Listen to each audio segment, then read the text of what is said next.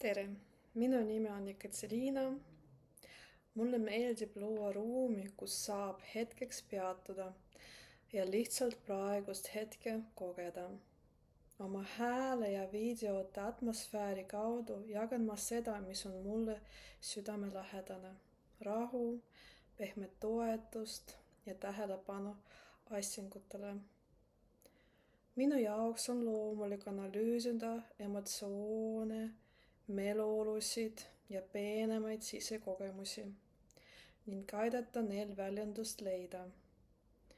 Püüan läbi oma tegemiste luua kerguse ja sisemise mugavuste tunnet.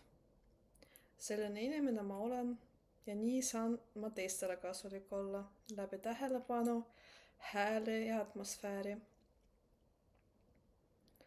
Minu hääl on anne, mida ma hoian ja arendan suure hoolega, et saaks jätkata tõrendamist ja loomist, vajab see õiget energiavahetust.